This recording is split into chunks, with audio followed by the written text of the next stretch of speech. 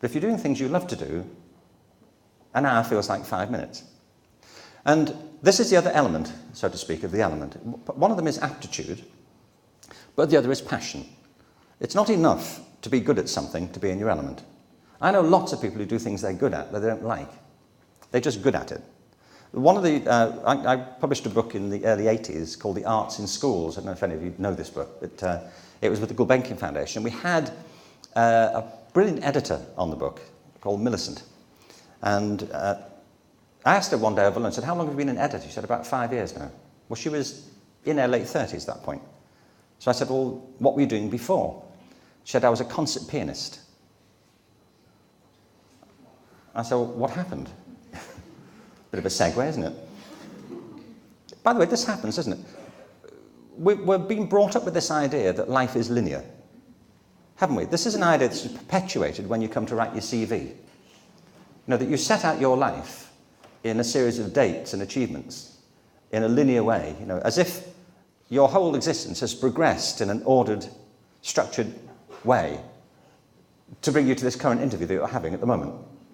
And it all gives the impression that we're in control of what we're doing and that our life was not the random series of chaotic events that you don't want to present to a prospective employer, do you? You know, my life was a mess right until now, frankly. And I mean, I look at my CV occasionally, I think, I didn't plan this. I didn't. I mean, I didn't think when I was walking to the Foursquare Temple in Liverpool, if it all goes well, you know, one day I'll be at the Conway Hall, you know, talking at the School of Life. You know, you don't plan things like that, do you? I mean, you take opportunities and you respond to them. But you take them more willingly if they correspond to your own aptitudes and sensibilities. So I said to Millicent, asked her, you know, why had she taken this well-trodden path from being a concert pianist to being a book editor? And she said what happened was she was giving a concert at in the Purcell Room on the South Bank. And at the end of the concert, she went off for dinner with the conductor. And the conductor said, you were brilliant tonight, Millicent. And she said, well, thank you very much. And there was a pause, and then he said, but you didn't enjoy it, did you? She said, enjoy what? She said, the performance. She said, no, not especially. He said, do you enjoy it? She said, what, performing? I said, yeah. I said, no, not really. I suppose, not really. He said, why do you do it then? And she said, well, I suppose because I'm good at it. And he said, you know, being good at something isn't a good enough reason to do it. Not to spend your life doing it. And she realised what happened was that she'd been born into a musical family. She'd shown a talent. She'd taken all her Guildhall exams. She'd gone to a musically based school. She went to the Royal College of Music, where she did a music degree. And then she did a doctor of music degree. And then she said, as the night follows the day, I progressed onto the concert platform in my mid-20s. And nobody stopped to ask me if I wanted to do it. And she said, and I didn't ask myself. I just took it for granted that that's what my life was going to be. And she said, it was only when he asked me that I realised that I didn't like it. You know, my whole life, she said, the thing that I've loved to do is books. I love reading books, I love writers, I love being with writers, I love the literary culture. And she said, I crammed it in wherever I could, but I never thought that was an available life for me. And I decided there and then that I was going to do the thing I wanted to do. And she said, at the end of that season, I closed the piano lid, and I've never opened it since. And I've lived in the world I wanted to be in. I've been writing and working on books. She said, I've never been happier. Never poorer, but never happier. And that's the thing, that being in your element doesn't necessarily entail, you know, financial riches. But it does offer you a much surer guarantee of some sort of spiritual fulfillment. And I use the word spiritual advisedly. When I say I have some reservation about organised religion, that's just a personal thing. But not about spiritual things. And what I mean by spirit is that sense of what animates your life. You know, we use this term all the time in everyday life. We talk about being in high spirits or low spirits. We talk about being lifted up or down. If you're in your element, doing whatever it is that you love to do, then at the end of the day or the end of the week, you can be physically exhausted by it, but spiritually uplifted. But if you're doing things you don't care for, at the end of the day, you can feel physically fine, but down, and needing to lift yourself up again. And in the end, it's about energy. That's all life is, isn't it? It's about energy. It's what stirs your energy, what encourages it, what fuels it, and what takes it from you. And I find that if you're doing things that you love to do, if you're in your element, if you're following a passion of some sort, that you get energy from it. Some activities take it from you, don't they? You spend your life doing something and you feel that it's drained you. But I see people doing things they love to do, and their energy levels have risen because of it, because they take energy from the activity. It doesn't drain their energy. And since life is essentially energy, it seems to me rather important that we try to pursue those things for ourselves.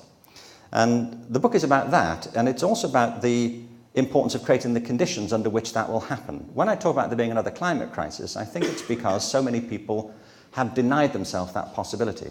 Now, it doesn't follow that you know what this is in your case. I know a lot of people have stumbled across the things they love to do and have taken the opportunity when it's arisen. Other times they've been helped by other people who've seen their talent before they saw it. In almost every case, there are mentors, somebody out there who supported and helped you. One of the people in the book, this is a final example, is a guy called Bart Connor. Have you heard of Bart Connor? Bart Connor lives in Norman, Oklahoma. I do a lot of work in Oklahoma these days, and on this creativity initiative that's happening across the state. When Bart was 6, he discovered that he could walk on his hands as easily as he could walk on his feet. Now, we don't know how he discovered this, but he did, and he said it wasn't much use, but he was in demand socially, and he said, whenever there was a party at the house and the conversation stalled, his dad would say, Bart, just do the hands thing there, boy, would you? And the conversation would pick up again. And then he found he could walk up and down stairs on his hands as easily as on his feet, and he's done it for me. It's a longer story, I can't go into, but anyway, nobody thought much about this. It was just Bart's party trick. But his mother did. And when he was 8, he said, his mother spoke to the school he was at, and with the school's permission, took him downtown in Morton Grove, Illinois, to the local gymnastics center. And he said, I'll never forget the feeling when I walked into this gymnasium. I said, why? He said, it was like a mixture of Santa's Grotto and Disneyland. I said, really? He said, yes, it was intoxicating. Intoxicating. I said, why? What way? He said, well, there were wall bars, there were ropes, there were trampolines, mats. So it was intoxicating.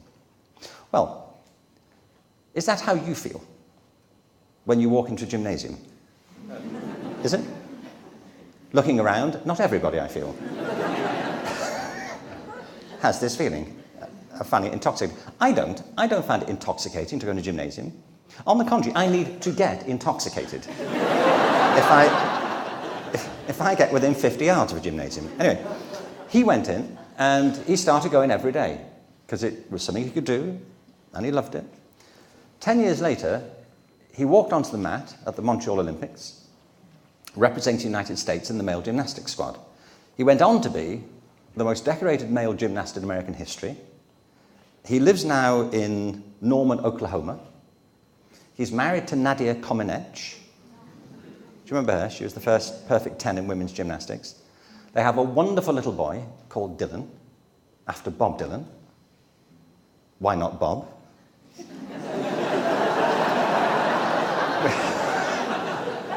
We don't know. It's what comes of spending your life upside down, probably. But anyway, he and Nadia have their own gymnastics centre. They're leading members of the world's Special Olympics movement. So between them, they've helped to liberate the gymnastic capabilities of thousands and thousands of athletes with special needs. Now, just 2 quick points about this. The first is that Bart's mother could have said to Bart, stop it with the hands thing. Couldn't she? When he was 6, we get it. We get it. You can do it. Now get over it. And get on with your homework. Do what you're meant to do. But she didn't. She encouraged him. And because of that, he went on to have this extraordinary life. But the other point is that even though she encouraged him, she couldn't have known the journey he was about to take. She couldn't have anticipated it, could she? Because life is not like that. It's not linear. When you follow your interests, when you connect with your own true energy, your life takes a different path. New people come into it. New opportunities are created. You affect their lives and they affect your lives. It's a process of reciprocity. It's something Joseph Campbell said. I mean, his expression is about following your bliss. But he means the same thing, essentially, which is if you do that, opportunities open up that weren't there before and that other people wouldn't have had, because this is your life that's opening up. You know, I'm sure that Bart's mother didn't think, you know, here's Bart, he's 6. He can do this hands thing. There's this girl in Romania, I believe, you know, and I have a Bob Dylan album. It's a natural. It's a natural. And the reason is that we create our own lives. We create it for ourselves.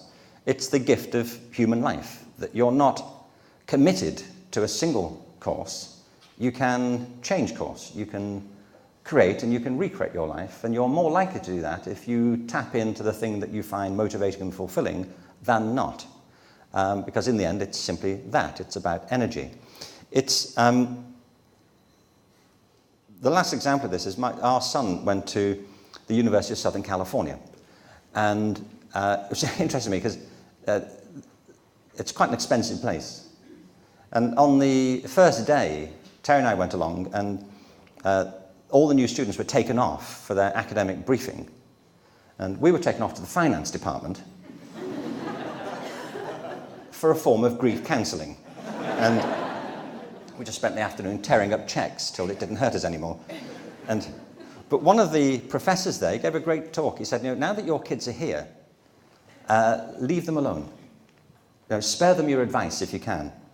And he said, because you don't know what they'll discover about themselves while they're here. And he said, he gave the example of his own son. He said, when his son had started at USC to about 12 years before, 10 or 12 years before, he said he was planning to do classics. He was going to major in classics. And he said, we were a bit worried about that because we thought, what type of a job would you get with a classics degree? He said, so we're really relieved when at the end of the first year of college, he came home and said, you know, Mum and Dad, I don't think I'll do classics as a major. He said, okay. Trying to suppress our enthusiasm for this decision. He said, great. He said, why is that? He said, honestly, I don't think it's going to be very practical. He said, oh, right, okay. He said, I think I'm going to do something else that'll be more useful. He said, great, what's that? He said, philosophy. And he said, so we pointed out that none of the big philosophy companies were hiring at the moment. You know, the job market was a bit sluggish in philosophy. And he said, anyway, he went back and he did a year's philosophy, but he ended up majoring in art history.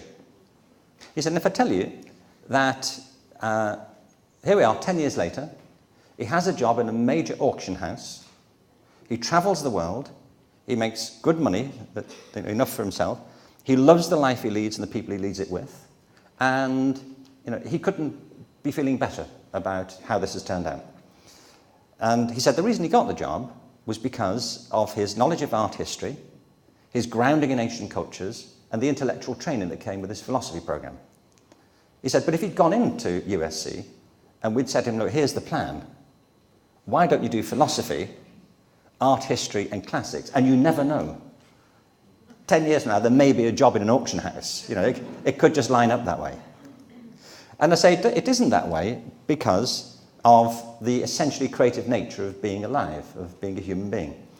And to me, it's an essential principle. It's why I argue so hard about reform in education, because our education systems are based on a linear mode of production. And it's, I believe, why so many people end up feeling detached from their own talents, because they've been through an education system that prioritizes certain types of talent and marginalizes the vast majority of other ones. And if you're not good at certain things, like if you're not good at mathematics, you're assumed not to be good generally. And for me, it's why we have to argue for a transformation in education systems, but not just that, but also in our workplaces. But it begins with transformation of ourselves. It's something that we came to the Vancouver Peace Summit was that you can't, there's something the Dalai Lama said, you cannot promote world peace if you are angry. It's as simple as that. It's Gandhi's point. You have to be at peace with yourself, not complacent with yourself, but at least at peace with your own possibilities. And as Gandhi said, you have to be the change you want to see in the world. You can't promote things to which you are insensitive.